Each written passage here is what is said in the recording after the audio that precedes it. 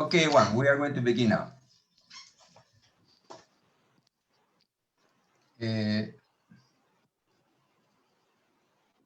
Good morning, everybody. We're ready to begin our conference of today.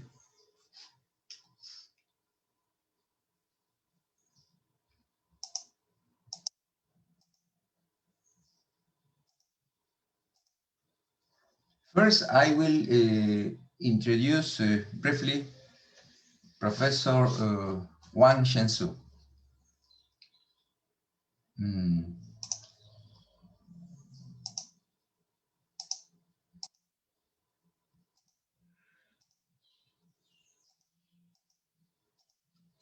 Professor Wang Shensu is he's a professor in the Department of Political Science, School of International Relations and Public Affairs at Fudan University.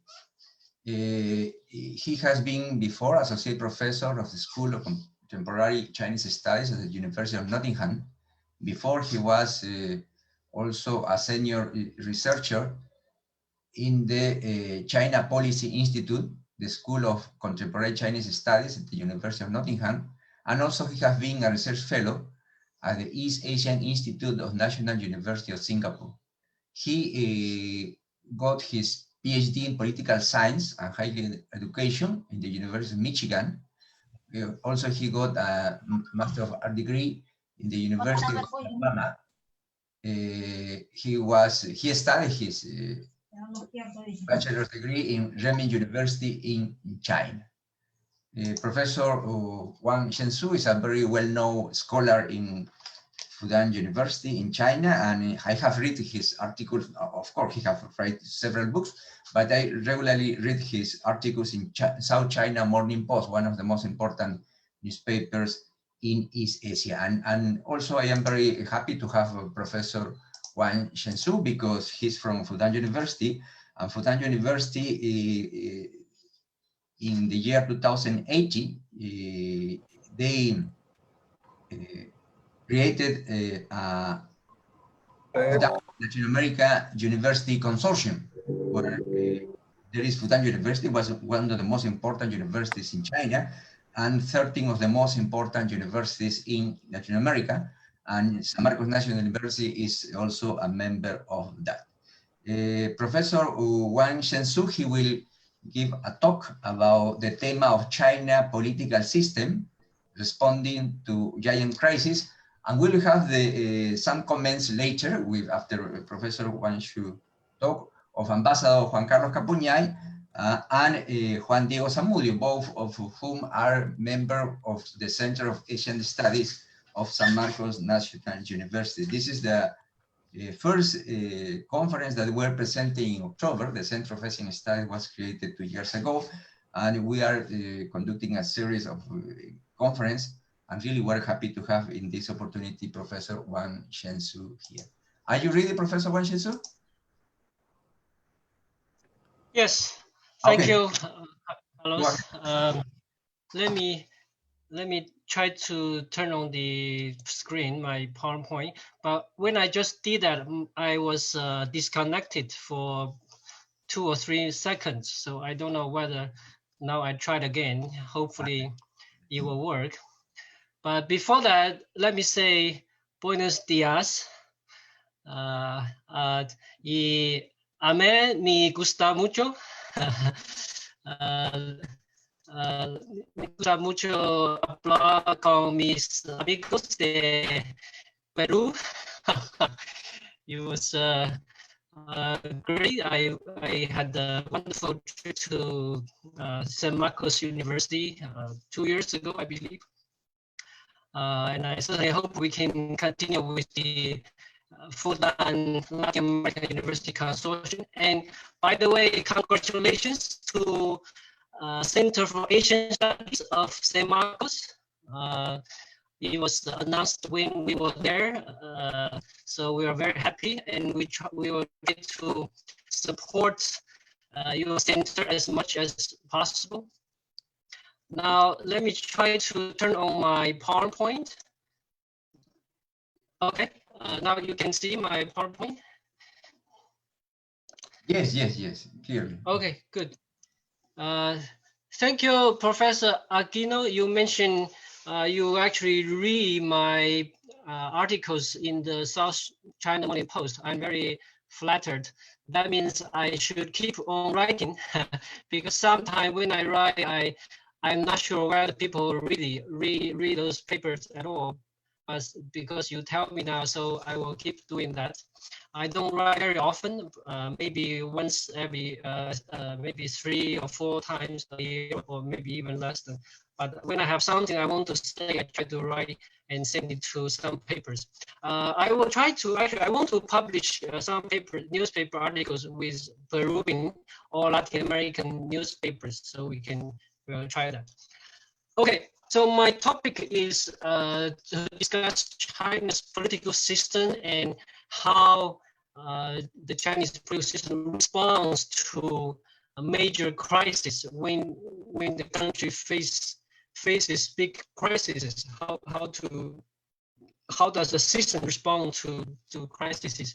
And I'll use the this is my content. I will first explain how the Chinese political system is designed to work, and especially how it is organized and how does it operate. And then I'll show in general how does it respond to crises. And I use the COVID-19 as an example, as a more concrete example. Then I will conclude. So later on, you will see some pictures, but most of this time, in the first few slides, you will not see many photos or pictures. There will be a lot of text, a lot of words, ideas, concepts. But let's try. Okay.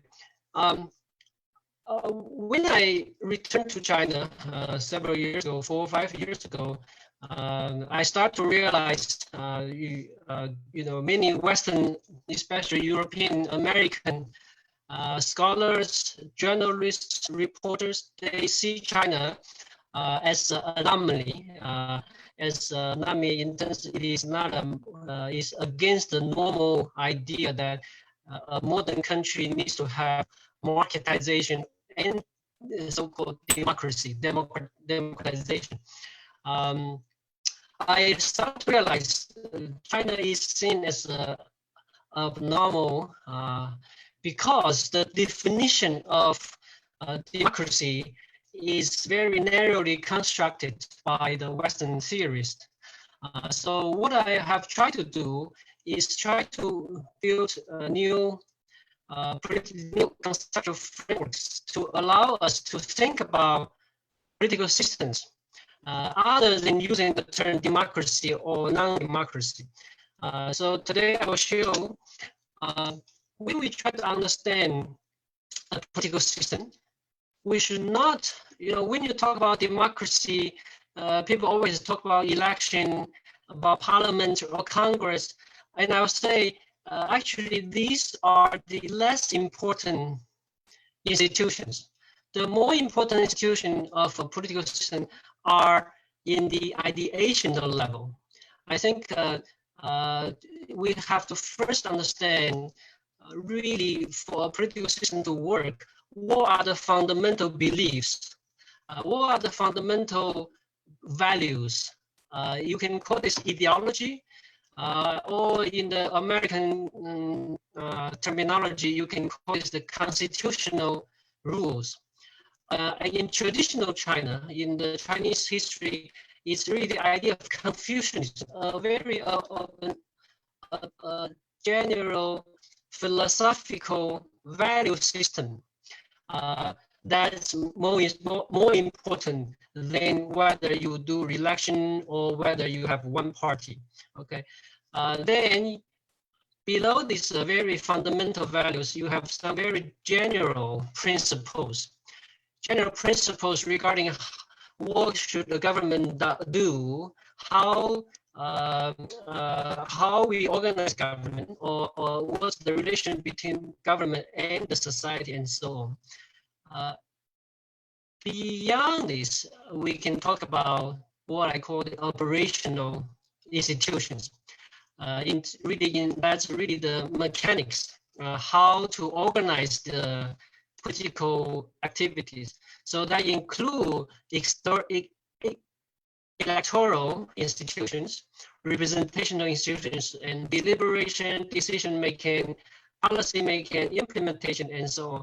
This is the narrow definition of the government, the state and the government, or the government system, or the governance system. And like I said, these are really operational. We often forget the more important things are here, or the more fundamental things are here. And then below these operational rules, there are lower level institutions, and I call them techniques, such as how do you manage your citizens' identification using a passport?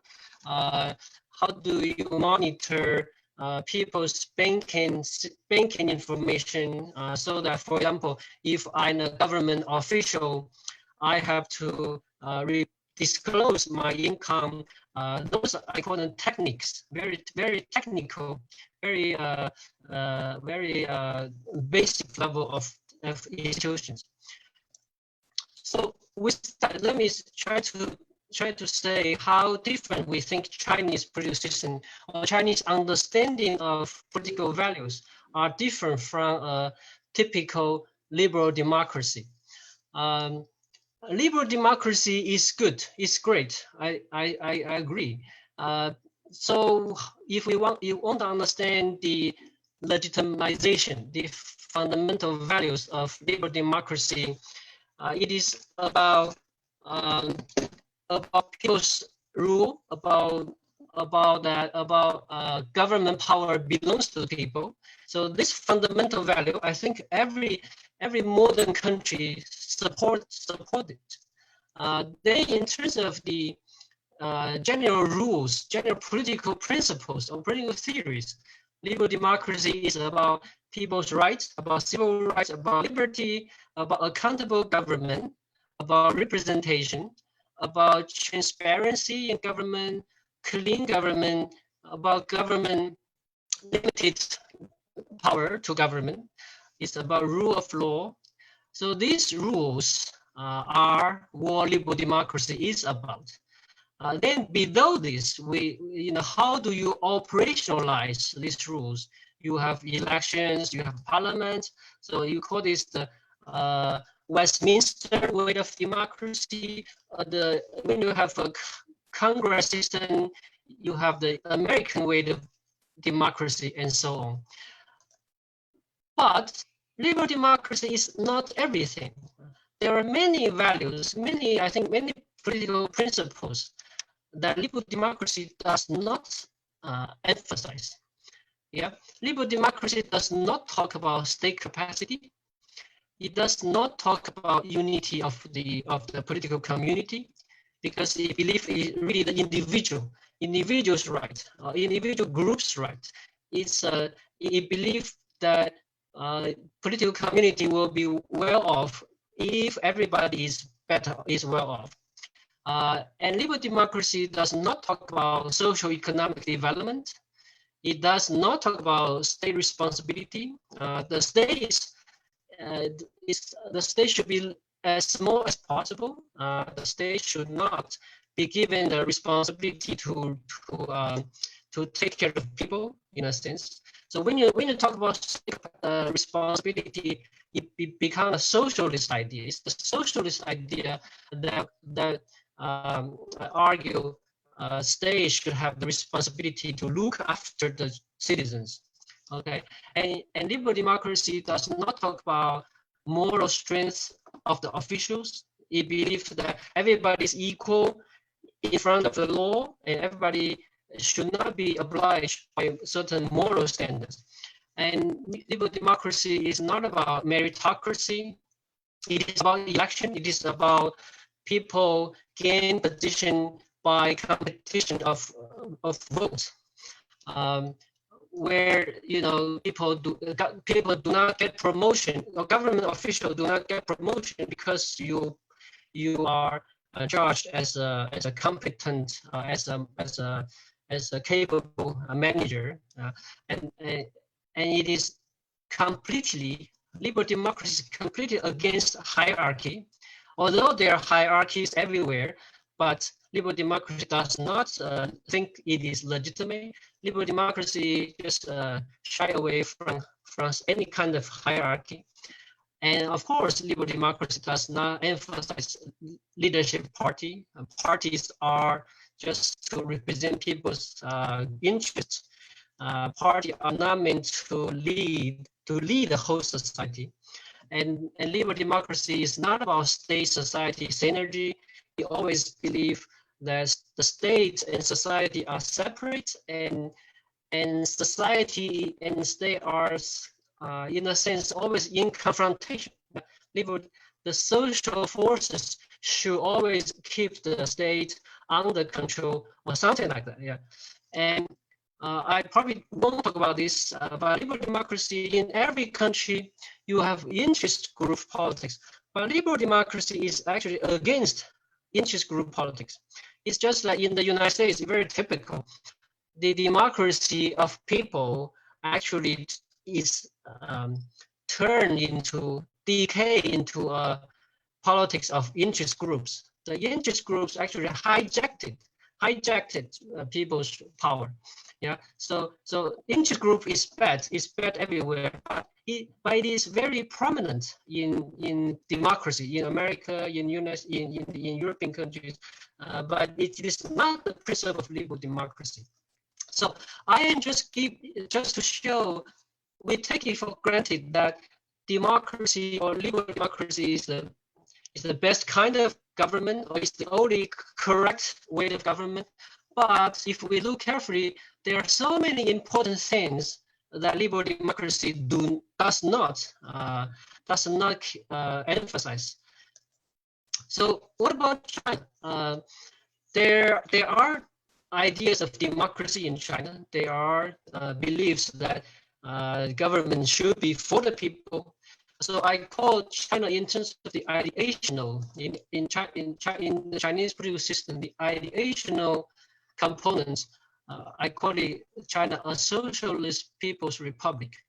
That it's very important to emphasize socialist ideas, socialist ideals, and it is about, and these ideas are about unity, about common welfare, about a strong state that can deliver, and it is about very, very heavy state responsibilities in terms of poverty, in terms of environmental problems, everything the state has the responsibility. And there are very strong democracy ideas, and it is about people. It is established as a people's republic. So officially, constitutionally, the sovereignty is with the people, and this is unique. This is from Chinese traditional beliefs that so-called government is rooted, or is from the people, called the Minben. Yeah, we just use this Chinese term Minben as Minbenism, people rootsness. And it is this is Confucian. It's very meritocratic. The belief that meritocracy, people think meritocracy, the negative side is it is hierarchical. There are different ranks of responsibility, different ranks of positions. You have to move up by performance. If you show your ability through your performance, you are moved up to take up more important positions. But on the other hand, I think it's also a democratic idea that because of meritocracy, and people of any background, a commoner, people of any background can move up through your performance. You can move up even if you're from a very low class. If you excel in school, if you excel in your work, you have the road is, the path is open for you to move up to leadership of prestigious positions, and you will acquire more social responsibilities. People of higher position take up more responsibilities.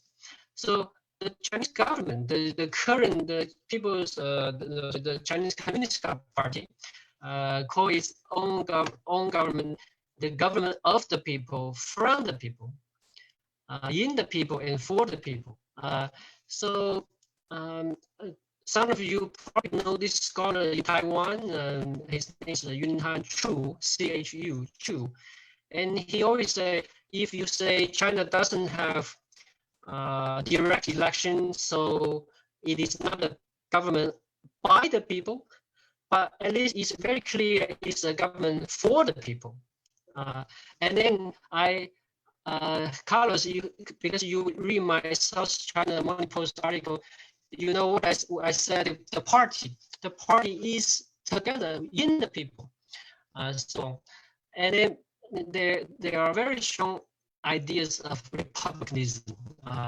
This term republicanism is very vague, but in Chinese the term 共和 really means we are together. We are so it's about, like say, it's about inclusiveness.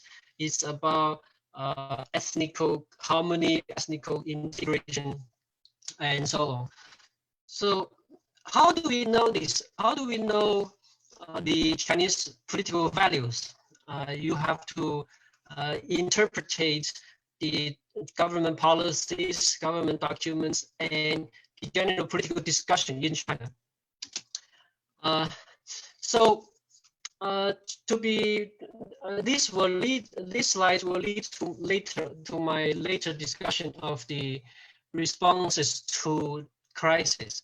It's that in terms of the ideational objectives for Chinese government or Chinese politics, it's very heavy on the state. You need state capacity, and the state has very heavy responsibilities. And it is very, it emphasizes unity of the political community. So any divisive actions should be avoided, should be suppressed. And then the government has very strong responsibility in socio-economic development, because only by delivering socio-economic development can you improve people's living standard. And it is about leadership party, but the party is very different from electoral party in the West, in Latin America. And it is about state society synergy. Many projects are undertaken together between the state and the society.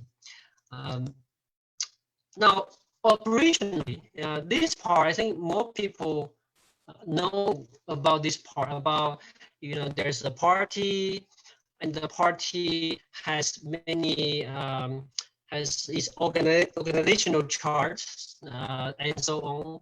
So let me say the party is the most important political institution in China. It is a large party, 90 million members, but it is a small party given China's 1.4 billion population. So it's rather small. Only a small percentage of people are in the party. And the party has its organizational institutions. It has a 5-year party congress, which elects the central committee. And when the central committee is not in session, it's the Politburo, and the Politburo standing committee that runs the party and runs the country.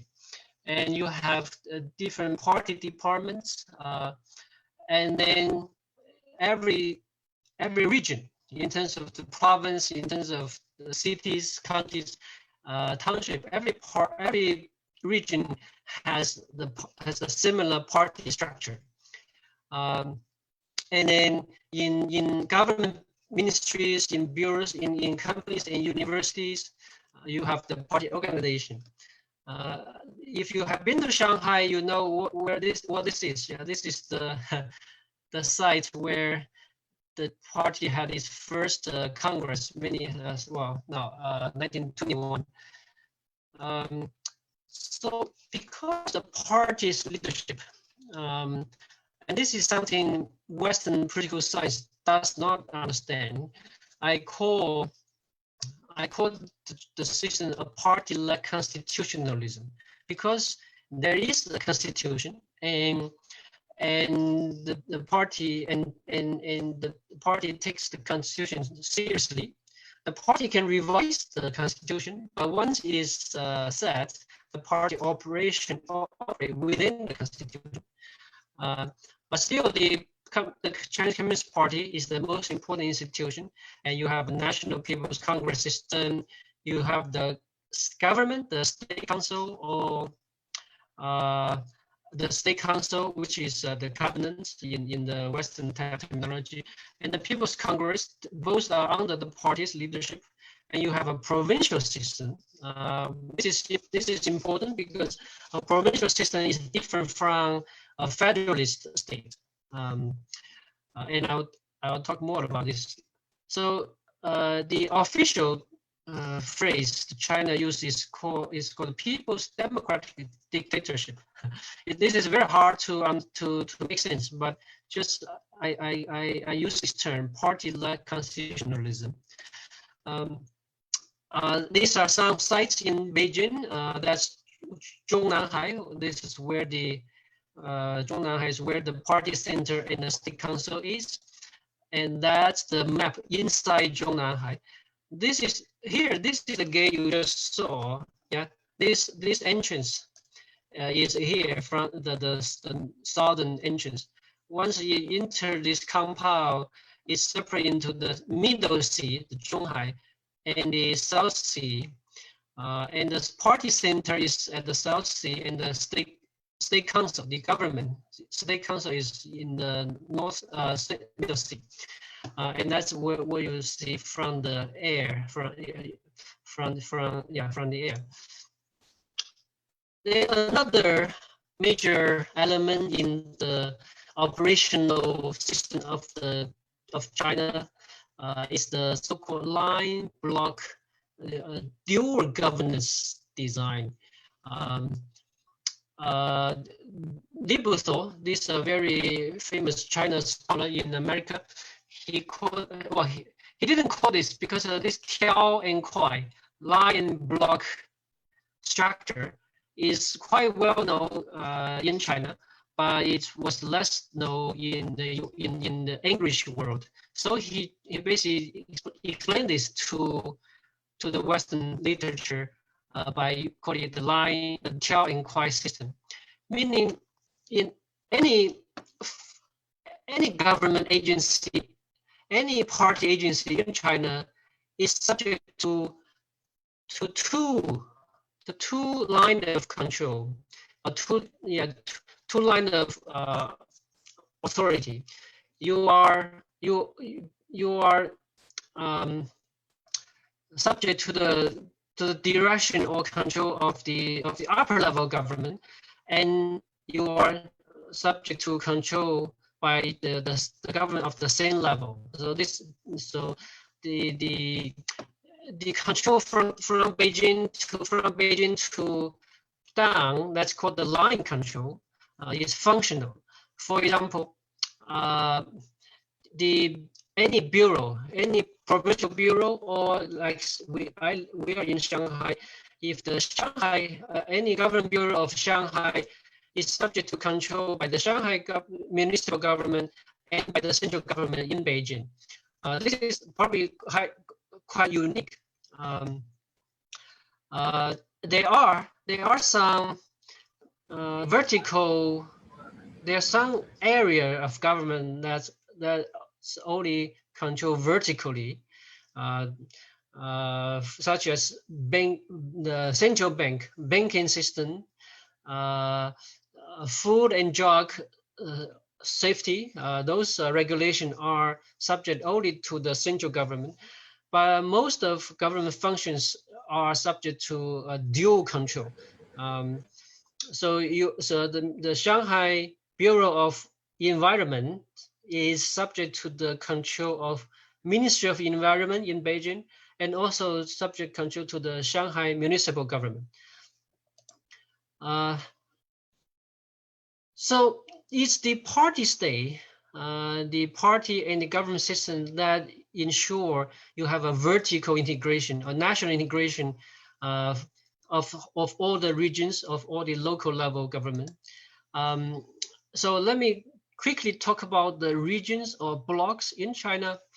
Here you see a map that China has 30 plus, 35, 36 provincial level agencies. And then within each province, there are municipals or prefectures, and under municipalities and prefectures, you have counties, and below counties, you have township and so on.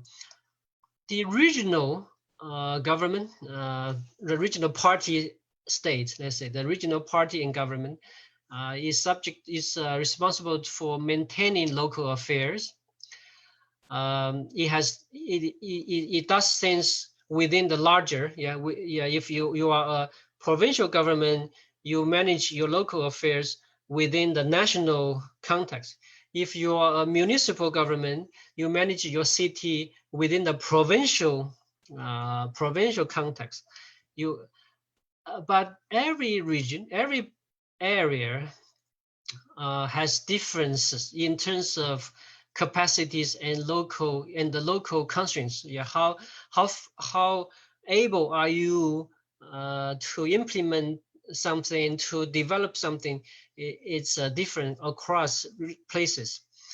Then maybe one thing people, if you read literature, many people are aware of this. Many policy innovations took place first in some place, and then it can spread to other places.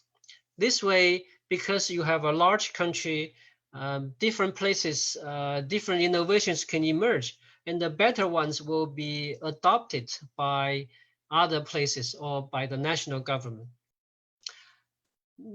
And if the local government finds difficulty in meeting certain demands, if there's a major issue the local government cannot deal with, the local government can always fall back to the upper level government. So if, like, we live in Yangpu district in Shanghai, if the Yangpu district government cannot deal with a certain issue, it will go to the Shanghai municipal government. And if the Shanghai government cannot deal with this issue in Shanghai, it can go to the central government for help. Okay, so this is very important when we have a crisis situation. Okay, so when you have a crisis, they emerge locally. It happens in one place or a few places. But the local government, sometimes it can quickly deal with the crisis.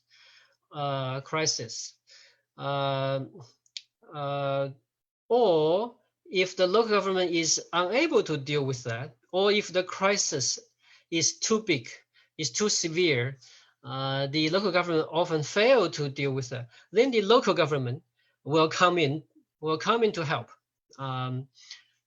So this one is very important. If the crisis threatens to escalate, the upper government will always come in. And then when you have the upper government come in, the government can mobilize and can commit more resources, more capacity, until it gets to the central government level. If the crisis become too big, eventually the central government has to come in.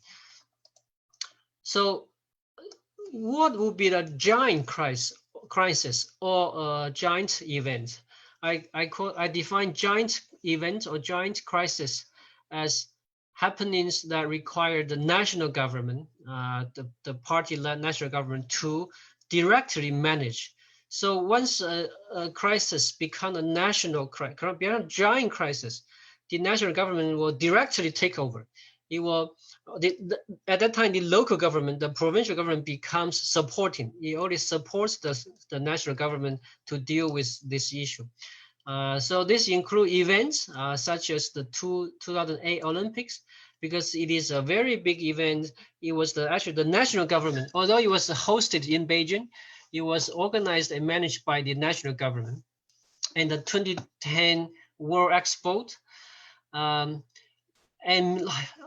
gigantic projects, major, very large projects that require the central government to directly manage.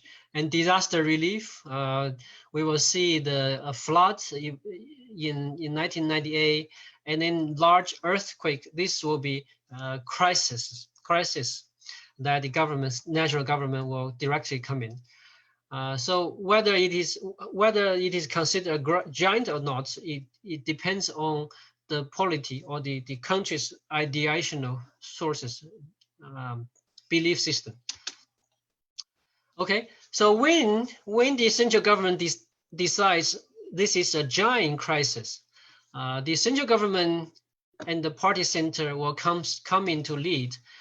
Oftentimes is the president, the general party secretary that directly leads the response. And then they always dispatch a very important national leader, maybe a premier, maybe a vice premier, maybe a Politburo member at the site. And then there will be forceful measures. Oftentimes the armed forces are mobilized. Then you have very rapid construction of hospitals and needed facilities. And then other provinces will be mobilized to support, to chip in resources. And then mobilization across sectors in terms of food supply, in terms of equipment manufacture, in terms of many sectors will be mobilized. And then social forces will join. Volunteers or social groups, and so on. And also this include, media information management that will be managed under the party's leadership. So here are some photos, as I promised. This was from the 1998 flood. It was a very big flood. So Yangtze River, many provinces in the Yangtze near Yangtze River were affected. This was 1998. At that time, the country, in terms of the capacity, in terms of equipment, in terms of engineering capacity, was still quite meager. Yeah, they had to rely on human physical power to fight the flood. So building these dams, building these docks was very hard. And that's what I mean. The national government, the national leader, President Jiang Zemin, he was on site. He was on site many times. And then that's the premier. He was on site many times. And then there was a major earthquake in 2008. And you also have a national response. The party leader, the premier was there for many days. And then military troops were mobilized. Now, COVID-19 is a very typical example. Then this was the timeline.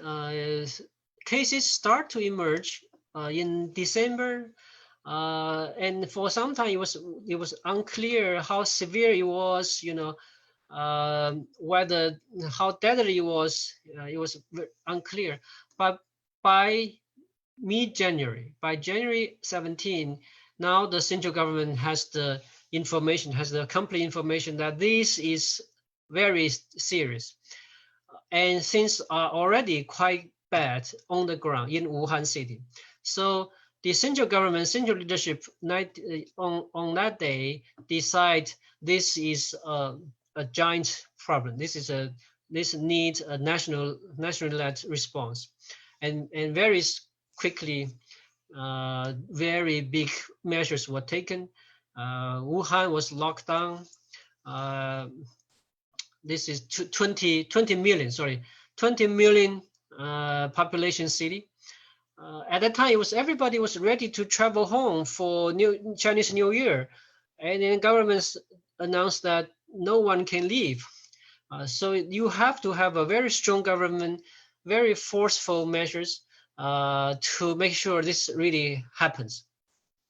And then very large amount of financial resources and local leadership were replaced.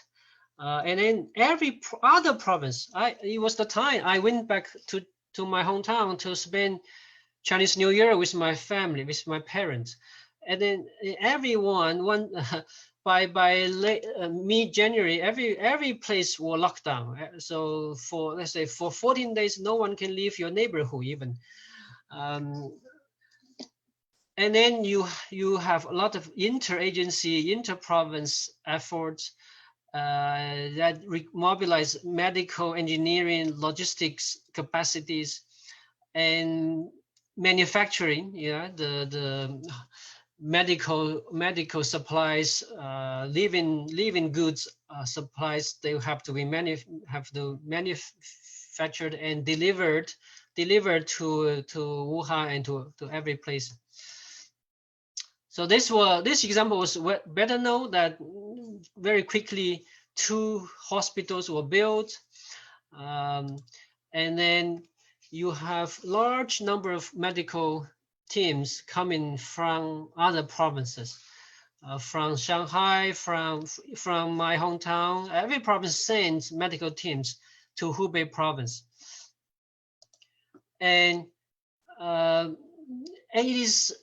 You need a coordinated effort across sectors in terms of shutting down business. And if you shut down business, how do you compensate the business? You want enough medical supplies. Where do you manufacture them? How to acquire and distribute to people?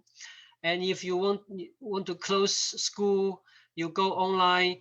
Do you have the right resources? Do you have the right teaching staff and so on? And then border control. By March, it was already very clear that the importation, there will be the danger of infected people coming into China become very big. So how do you control quarantine the travelers from when they come into China? And so I am almost close to end. These are just some photos showing the idea that it's a coordinated effort. You need a strong government, but also very nimble government, very very able to manage the balance and to ensure coordination across sectors. One thing I want to specifically talk about, and I know Peru, you are still having a big wave. Basically, every country, the European countries now have a second wave. How can we put down this disease? I think in the Chinese experience, in the Chinese case, this thing called the shelter hospital, Fangchang Shelter Hospital, was the game changer. I recommend people to study this thing called the shelter hospital. The idea is if you need large capacity of hospital beds, but you only need very basic medical condition. They are called Fangchang in Chinese, Fangchang Shelter Hospital, or mobile cabin hospital. They are set up normally in a stadium, in gymnastics, in exhibition halls, and so on. But because a lot of people, most infected people, they have light symptoms. They can recover quite easily if you give just very basic support to them. But if they are left at home or left at large, they will spread. So what Wuhan did, what China did was they built this kind of large hospitals to collect everyone. Infected person will be given a slot, given a bed in this kind of hospital. They do not need separate rooms or separate space because they're all infected patients. They do not need to be separate from each other. And this kind of hospital, they need less, very basic medical support. But if you collect them into this kind of hospital, you cut off the patient-to-people contact. That's the most effective way. But you really need large number. You really need large capacity. So that's there are some very useful, very important, but straightforward technical information you can find in various publications, and that's what I mean. You need large capacities. This was in Wuhan during those days by setting up shelter hospital with beds in the thousands, in the hundreds and thousands in Wuhan. That way you can collect as many as the infected people. So if you look at this chart, that was February 6th. That was the every day start to admit into Fangshan Hospital. Then gradually, increase. And then these are the people who are removed, who are discharged from the hospital. Gradually, the people who are hospitalized in this shelter hospital, they decrease by just less than 2 weeks. By February 22nd, that number start to decrease, and you have more and more vacant beds. By this time, everyone is discharged.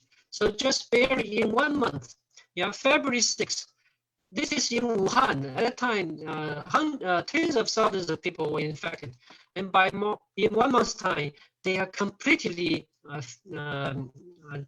cured and then discharged.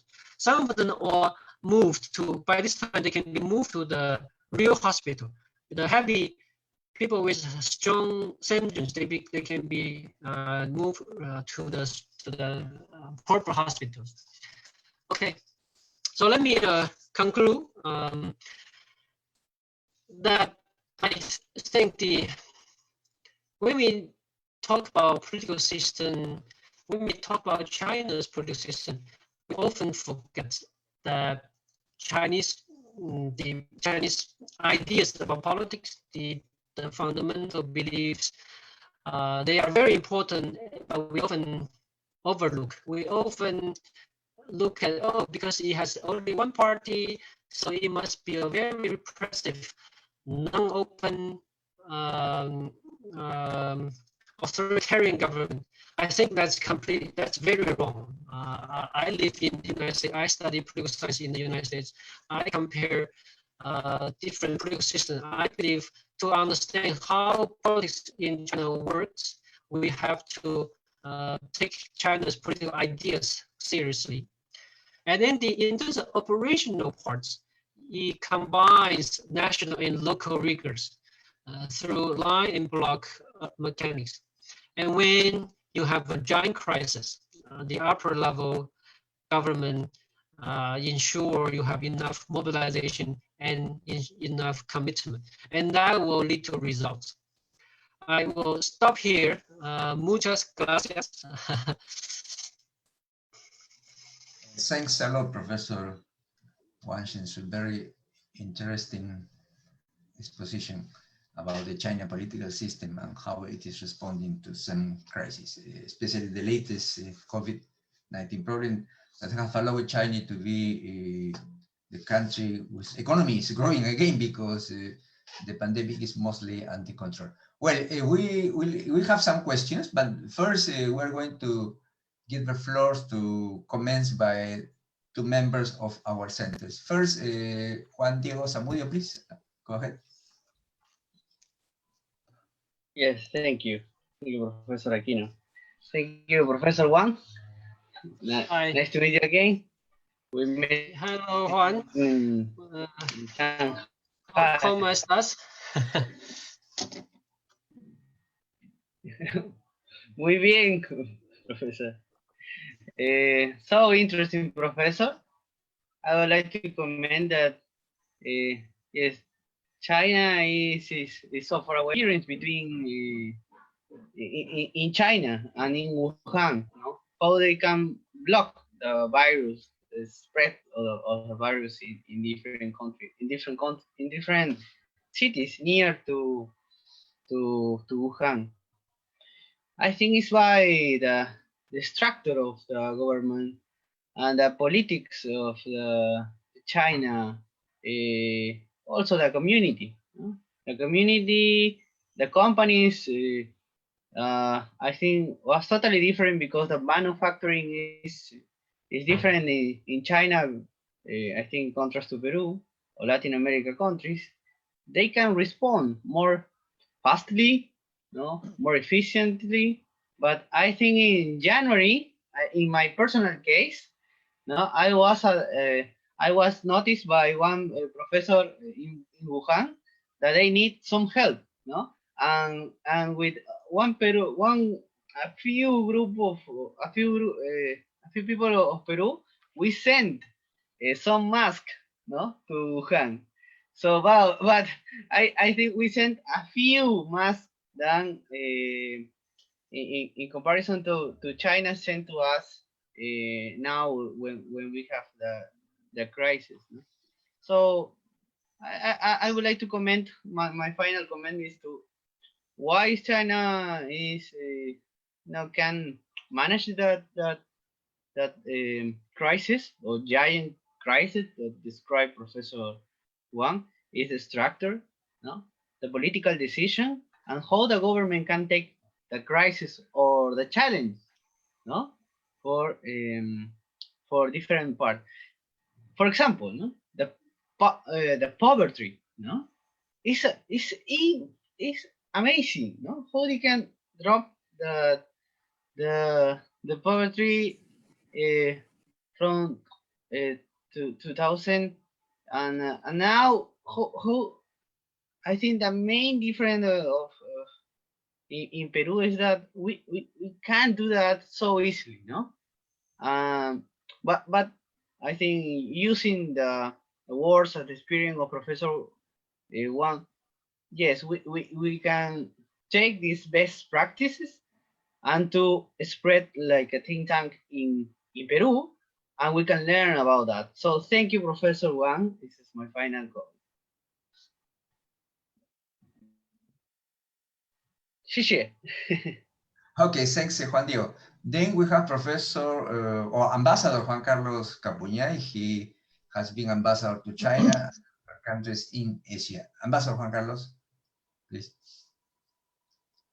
Thank you very much. Good morning, Professor Juan. Nice to meet you. Your Spanish is very good. My chungo to 一点点 to 我是Juan Carlos Capuñay. 我是米罗大奇. That's the only thing I know to say my name and to say my position. Thank you. What I would like to say is that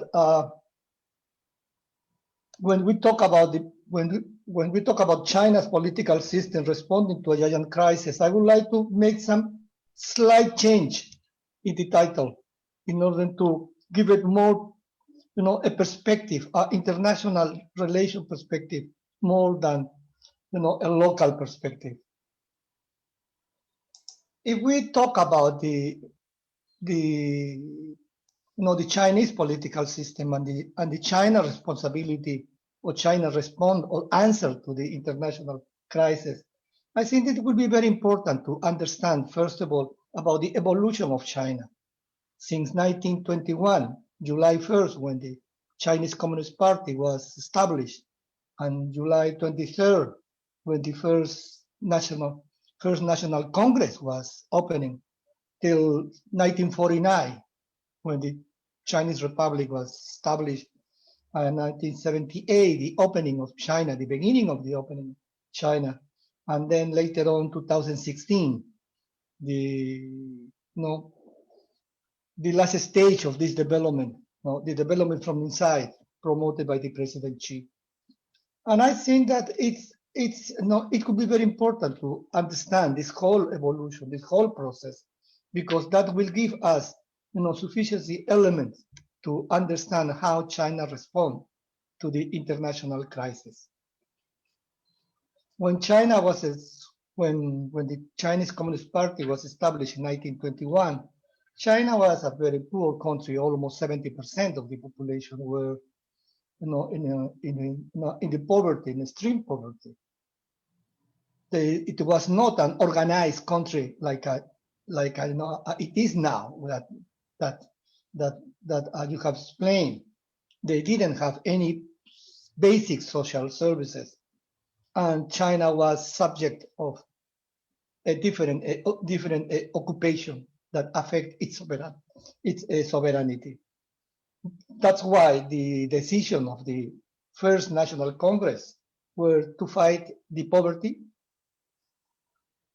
to promote the education, a good health system, to provide the housing system for the people, and to think about a national development project, both from the political and from the economic point of view.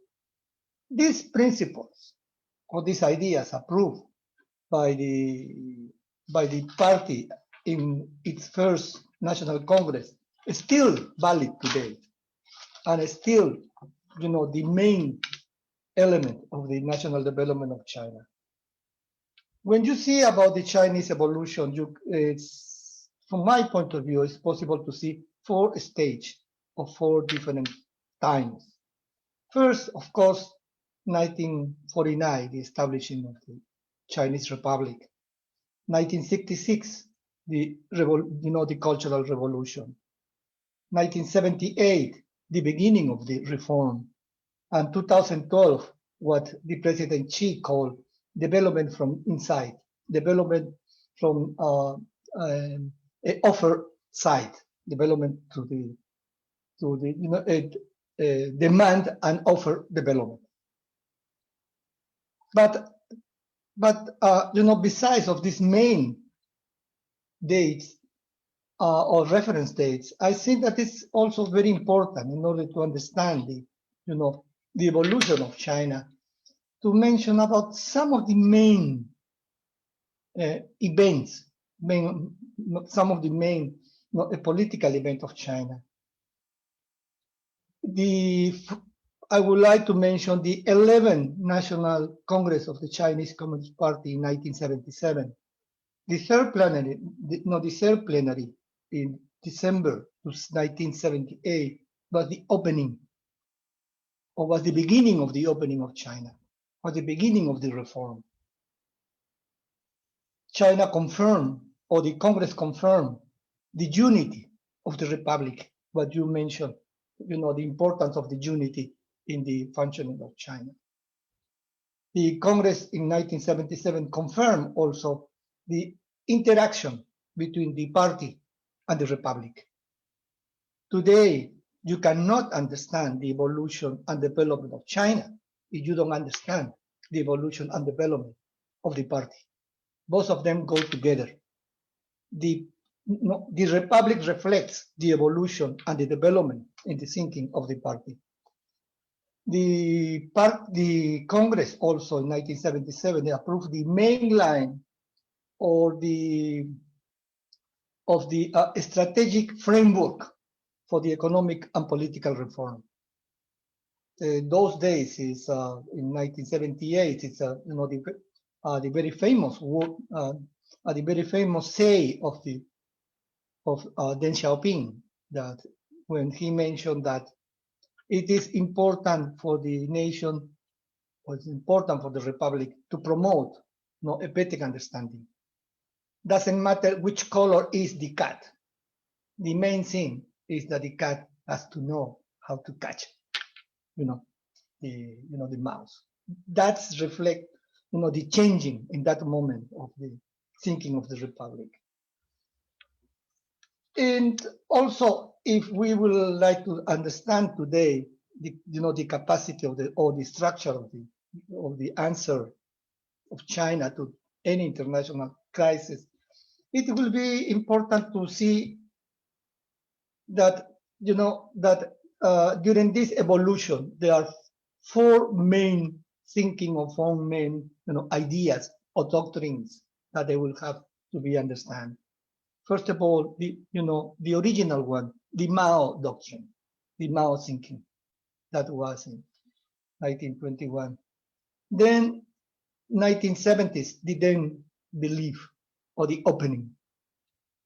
Then later on, you mentioned, the importance of Jiang Zemin, the president. I remember when I was in China for the first time, as a diplomat in 1994. I remember I read in the newspaper that they used to describe the president Jiang Zemin as, as the leader of the 5 Cs, because he has to represent what he represented, the whole China. And that's why his proposal of the triple representative represent, the most comprehensive approach to the development of China. And then later on in the 21st century, we have the, the Xi Jinping doctrine or Xi Jinping thinking. As as the result of this interaction between the party and the republic, I think that all the decisions of the different national congress that you have mentioned, they are the best guarantee of the respect of the decision of the government and of the party. And it also is the base for the commitment that they will implement it, all the decisions. And you can see even today, when you talk about the anti-corruption measure, you can see the totally the total commitment of the people to implement the decisions of the Congress. I was very impressed when I was in China my last time in the year 2014, when I was as an ambassador there, is how how committed are the people with all the decisions that they have adopted. So today, the international committed or the international community confront a very difficult time. It is what I call the 21st century challenge, or the 21st century scenario as a result of this changing. And these challenges are basically because of the anti-globalization or deglobalization process that countries want to promote. Then the policies against integration, trying to promote or diminish the interdependence between the countries. The increase of the development gap, in particular, the digital gap, the political and social instability. There are new kind of conflicts, domestic and international conflicts. Some of them reflect the ideological intolerance or the ideological confrontations among different groups. The climate change and the risk in terms of food security and water security. It is said by the World Bank that by the year 2035, there will not be, well, in the case of Peru, in our case, Latin America, there will not be sufficiency, snow in the mountains to provide water for the rivers. And then the Latin American people will have to decide at that moment how to use the water for food, for agriculture, or for energy. But for the three of them will be quite difficult. And this is said by the World Bank. I hope it will not happen in 2035. I hope it will happen 2080 or 2060, but it's too close to 2035. And then also another important element in this new scenario, it is not a challenge, but it could be an opportunity, is the new development emerging nation, the new business partner, mainly emerging economic country. I will say BRICS, right? Brazil, Russia, China, and India. You know that mostly of the loans to the first world countries now are provided by the BRICS nation. The largest creditor of the US economy is China. US is in debt with China. So what China has done in order to face this scenario is to approve a number of decisions through let's say two main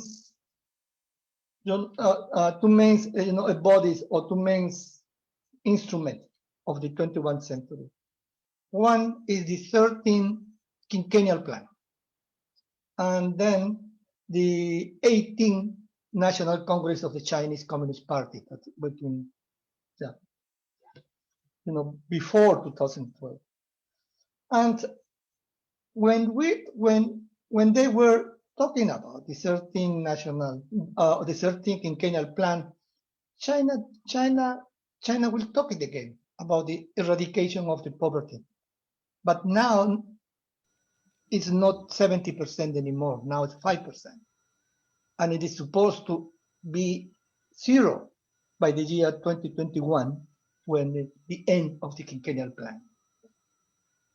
To promote the middle class as the main tool for the development. Today, China has 500 million people as part of the middle class, which is remarkable of this middle class is the number of them that travel every year. The number of tourists in 2018-2019 were between 120 to 130 million of people traveling overseas. And those tourists are tourists with a very high level of expensive. They are not backpack like the Western tourists. They are working. They are working people. There is organized groups, and they go mainly, of course, enjoying, but mainly to shopping. That's one of the main purpose of the tourists in China. And then that they will try to increase and maybe the double the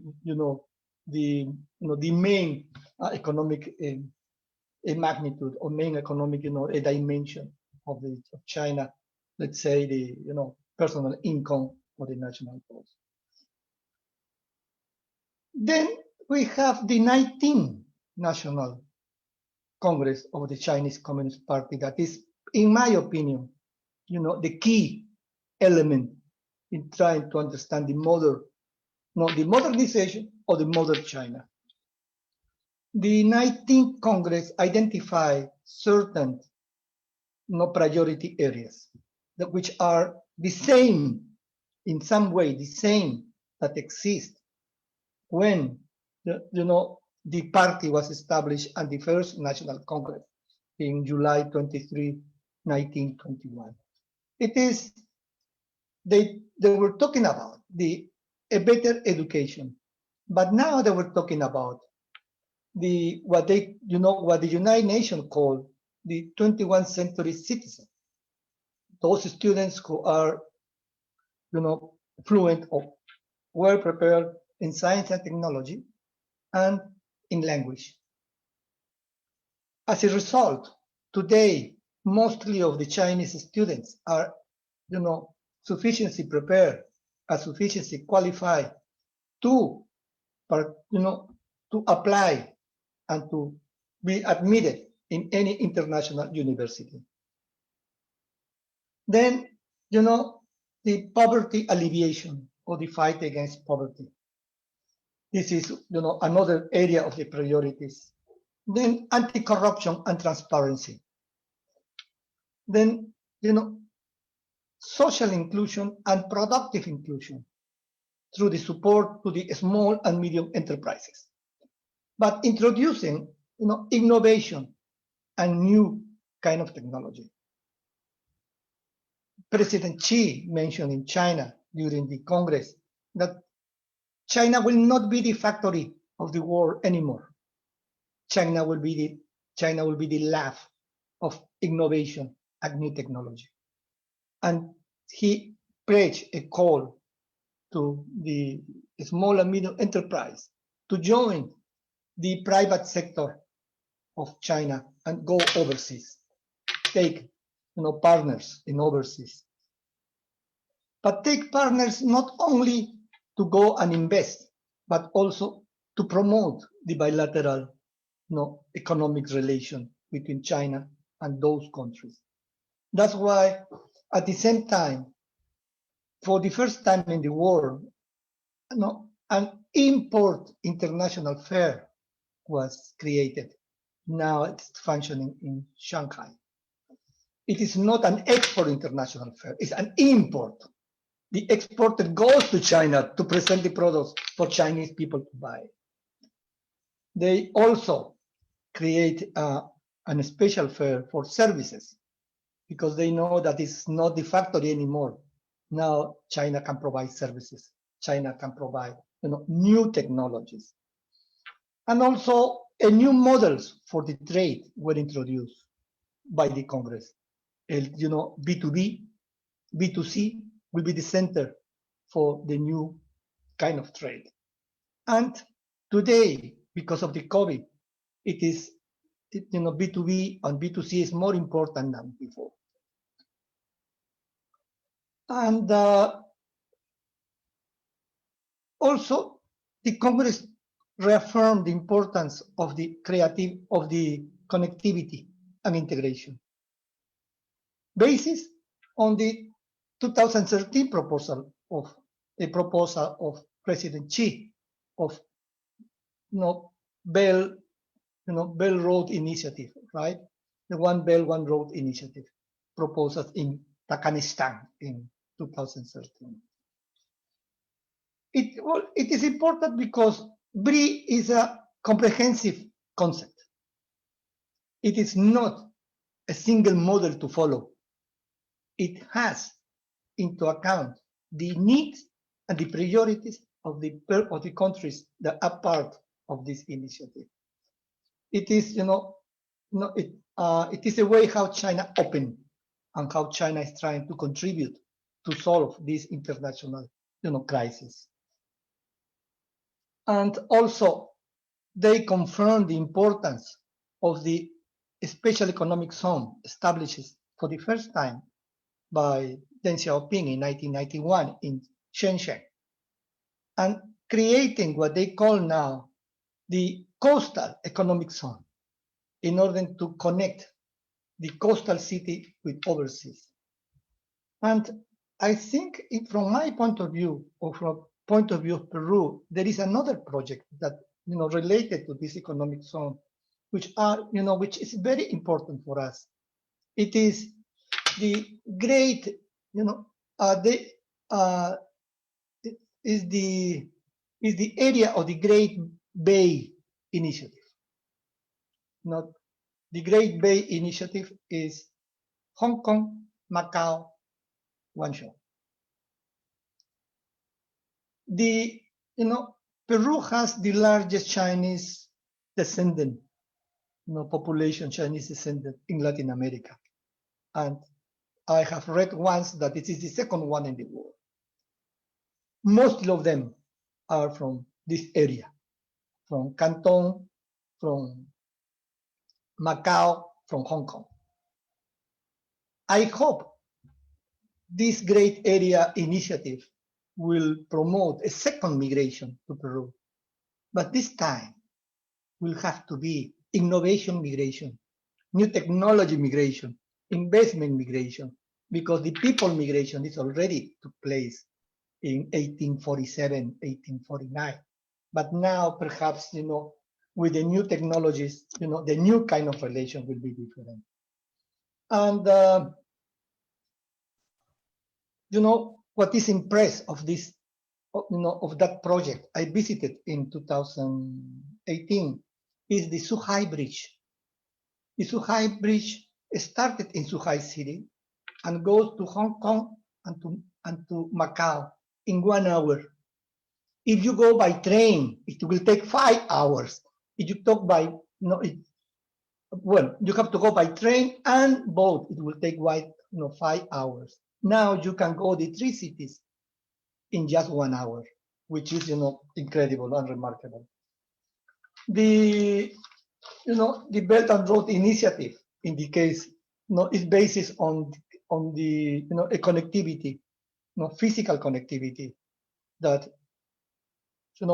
made it possible, the train between China and United Kingdom, and made possible, the economic corridor with Pakistan and the other countries of Central Asia. But in the case of Latin America, we have to think about the, some kind of a digital bridge or digital Silk Road that will connect that with China and Asia. China has also shown its support to the international forums, to the multilateral forums, against the proposals to diminish the multilateral fora and to promote the unilateral attitude. That's why China promote or support the World Health Organization, the World Trade Organization, the United Nations, the Human Rights Commission of the United Nations, where China was elected the last week as a member of the commission. And then also China is promoting the relation with other countries, with Peru and with other countries through different, through different bilateral mechanisms. Through the FTA, today China is the first trade partner of Peru. The level of trade in 2019 was 23 billion in comparison with the 16 billion that is the second trade partner. I mean, it's a very big difference. I mean, it is also China is a very important investor in the different areas or different sectors of Peru and other countries. We have the category of strategic comprehensive strategic partner with China. We have also the Strategic and Economic Dialogue Committee, and we have our bilateral plan of action, 2016, 2021. That is almost the same time, the same lapse of time of the, a quinquennial plan of China, 1621. It is with respect to the, to the structural scenario, to the, structural challenges of the international scenario. But we have to see also the short-term, the conjunctural, the short-term problems, and it is about related to the COVID-19. And what I would like to say is that thanks to China, the COVID didn't spread worldwide. If China will not be reacting at the right time, at the right way, maybe this pandemic will be, this pandemic will be all over the world because China closed, as you said, closed Wuhan. China closed the different areas around Wuhan, and they were able to, to capsule the virus, and they were able to fight the, the pandemic. I think that when we talk about the political structure of China, the economic structure of China, vis-a-vis the giant crisis, we have to see that at the international level, the different decision of the Chinese Communist Party through the 16, 18, 19 National Congress are the basis for the answer to this crisis, and that's help to the whole world to find a solution to this crisis, and including unilateral initiative of China, like for example in the case of Latin America, we have the CELAC, the China CELAC, China Latin American Forum. In 2012, the Prime Minister Wen Jiabao came to Latin America, and he visited the site of the Latin America Economic Committee, and he extended the most generous contribution or most generous offer of contribution that have ever Latin America received. There were $10 billion for industrial development, for infrastructure, $5 billion for industrial development, plus the creation of a food security stock of $500 million. This proposal of Wen Jiabao were later on increased by the Prime Minister Li Keqiang when he visited Latin America 2015, and later on and then also he made the proposal of the a 3x3, 3 sectors, 3 answers. And later the President Xi, when he visited Peru in 2016 and visited Latin America because of the APEC summit, he made another proposal of for what he called the Latin American Plan of Action, with different project, different proposal for the Latin American development. I think that what I was trying to say is that the capacity that China, the political capacity or political structure that China has in order to answer the international crisis is the result of the evolution of the republic, the result of the evolution of the Chinese Communist Party, and it is oriented of what the President Xi called when he made his proposal, is that to build a shared future, or to build a future of shared development, to share the result of the development in the future. He even said, when the economy of China will get will get better, the whole world will get better. And we are seeing the results because of the investment, because of the trade with China. Thank you very much. This is what I was trying to say. Thanks, Ambassador Capuñal. Thank you. Well, Professor Wang, as you probably have seen in the chat, we have several questions. I will read for you so all of us can know it. First, we have from Miguel Delfin. He asked, good morning, Professor Wang Shenzhou. COVID-19 changing the world. In Peru, the main problem our political system is corruption and the lack of meritocracy. Informality is approximately 80% and impact our market. What do you recommend to overcome these problems? Thank you. Okay, thank you, Professor Aquino. And thank Juan and Ambassador Company for their comments. I enjoyed them, especially Ambassador gave a very comprehensive review of China's development and China's relation with the world and with Latin America. I think I actually I agree with everything you said. I think you are very you have done very good work studying China. I hope I have chance to study more how things are happening in Peru and happening between Peru and China. Then this question by Miguel, what does it mean informality? Informality meaning of the economy. People who work without paying, for example, taxes. We have right pension system. right. Yeah. Okay. I'd like to take up what Ambassador Company mentioned, this evolution.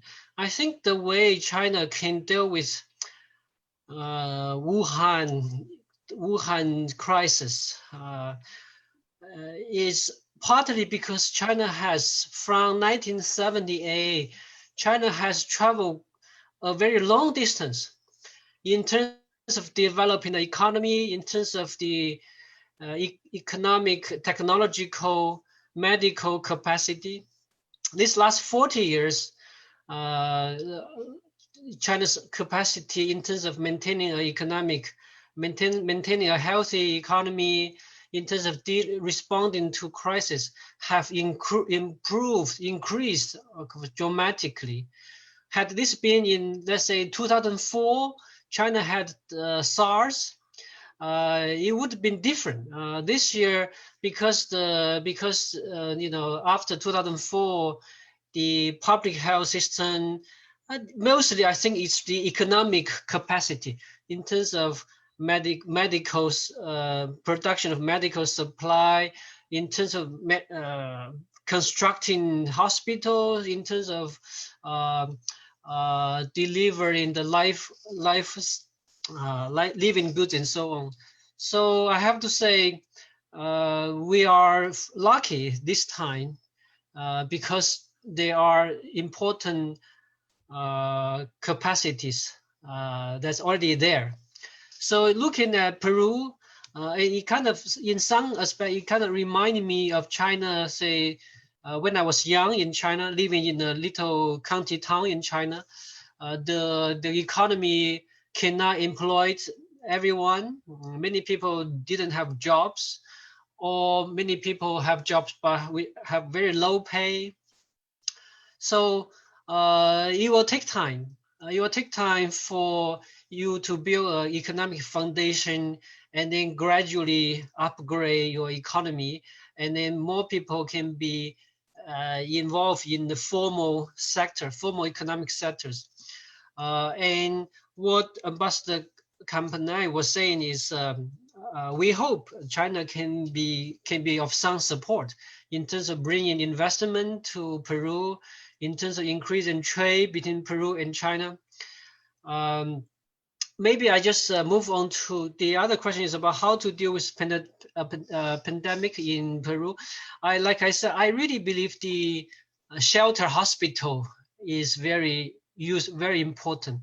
Is that if you build a large number of shelter hospitals and you try to collect everyone that is infected and keep them in the hospital for 14 days also, they will be cured and they can leave. Then no one is left at large to infect other people. Okay, thank you. We can go to the next question. Okay, thank you. Yeah, there are two questions. Well, there are three. I will read the two together. Okay. He said, "Good morning, Professor Juan. Thank you for your kind lecture. What do you think is the main challenge to the legitimacy of the Chinese Communist Party today?" And then I will read another. "Meritocracy focus on the selection of leaders, not on how power is exercised. Even assuming that the selection of leaders follow a meritocracy pattern in China, which is a highly contested claim, will not the unconstrained power led to systematic abuse. How can society cope when they are being abused by the government other than going to a higher level of government? First, these two. Okay, thank you. The first question is by Daniel Lamas, who is a friend of mine. He visited Fudan. So greetings. Hi, Daniel. The challenge to the legitimacy, I think the Communist Party has to continue to perform, continue to deliver good results in economic, in social welfare of people, in building better cities, in promoting China's people's living standard. So that's the main challenge. It has to continue to perform, to deliver. Then it's also related to the following question. The following question is that I talk about meritocracy, but this Roberto Londo. His question is if you have power, but power is unconstrained. I think many people, I think, of course, the challenge for China is how to make sure government does not abuse power. That's for sure. But when I respond to Daniel, I say the party has to continue to perform. That includes that the party has to continue to emphasize clean government, uncorrupt government, try to reduce bad behaviors by government officials. So that's part of the challenge. If part of the performance of the party, that means it has to maintain its integrity. It has to maintain its ability to curb corruption. Then to Roberto Rondo's question is, in general, I think it's a misunderstanding that power in China is unconstrained. I think that's a misconception. The party and the government has very clear rules to prevent government employees, prevent officials, prevent politicians from abusing power. So we shouldn't say because they're just one party, so the party is unconstrained. I think that's wrong. That's a misunderstanding. The party has its own rules and its own agencies to supervise government officials, supervise politicians. So when you have government abuses, they will be held accountable. Although they are people, you do have government officials who really behave badly. Some people probably don't get caught every time, but in general, I think people in China are happy regarding the level of government effort of fighting corruption, preventing government abuses of power. Thank you. And this will be the last one of the same Roberto Rondon. He has, China's response to crisis is really impressive.